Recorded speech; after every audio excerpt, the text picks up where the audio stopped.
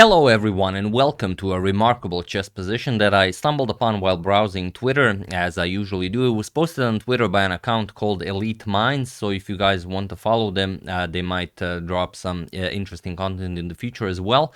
But this one here is very, very special. It's sort of a composition. It says that it's from an actual game. It says that it's from a game Troitzky versus Vogt in 1896. Although it's very hard to corroborate that because the composition was made by a very well-known composer, endgame composer, Alexei Alexeyevich Troitzky. This is the gentleman I am talking about, and most of his notes were destroyed during the siege of Leningrad during the World War II, and there's just not all that much left. But he does have a lot of these endgame studies published, and although we don't know if it was from an actual game and we do not have the moves that lead to this position, the position itself is quite remarkable. Now, in the composition, Troitzky says that black here played bishop to h3. And it's a really nice move. It threatens queen to g2 checkmate, and it doesn't seem like black has anything to worry about. If black really wanted to win this, rook captures on g3 would be the way to go, because now you cannot capture with the f pawn, you have to capture with the h pawn. That means queen captures on g3 also goes. King f1, and now a nice bishop to h3 check simply destroys white. For example, rook captures on h3. You're gonna capture with the queen, and after king to e2, queen to g4 check. Now you can also win the rook. Or if white tries to defend this, you can play f3. And after queen to g2 check, bishop to f2, you can deliver a nice checkmate with queen captures on f2. But in the game, or rather in this famous composition, black did not play rook captures on g3, or rook to h8, which is winning, or bishop to e6, which is winning, but he played bishop to h3.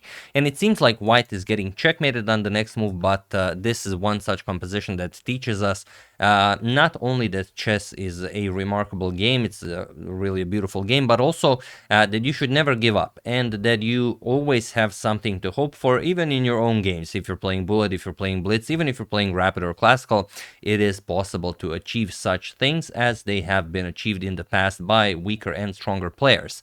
But now, I'm not going to tell you how to go about this position. I will tell you that black does not have to lose this position. Black might not win this game, but he most certainly doesn't have to lose it. So feel free to pause the video and try to find the only solution that allows black to survive this game while I give you a couple of seconds.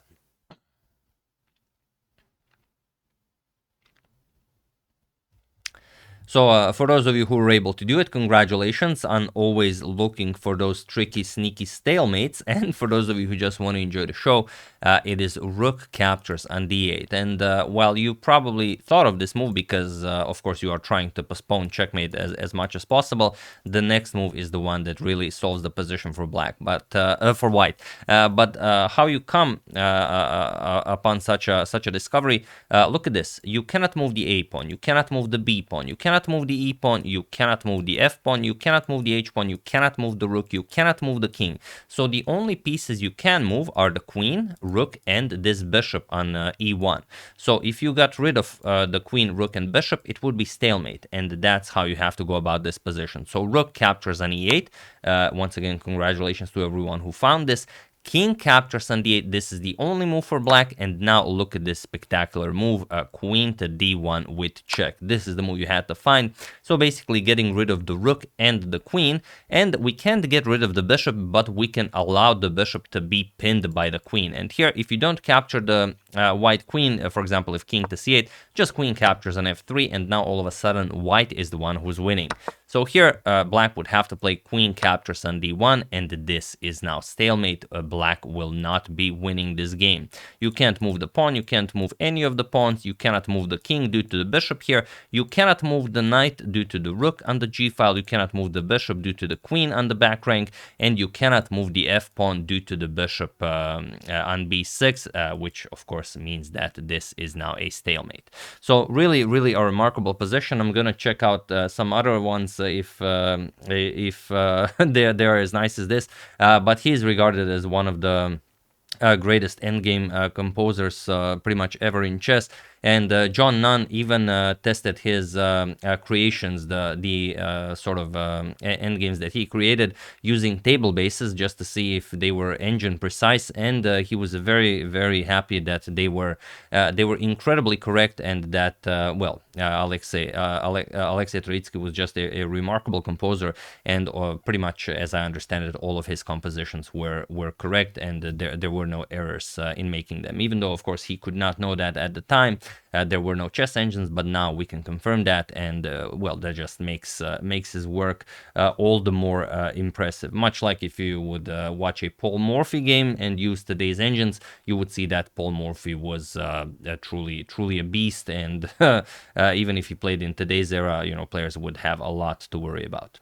But yeah, that's the position. I hope you guys enjoyed it, and that many of you were able to solve it. If not, then I hope you just enjoyed it, and that you will remember it. You can print screen it. You can just print it, put it on your refrigerator or on your bathroom wall, or even in your bathroom. So maybe if someone visits you and goes to the bathroom, they have some content there to enjoy as well.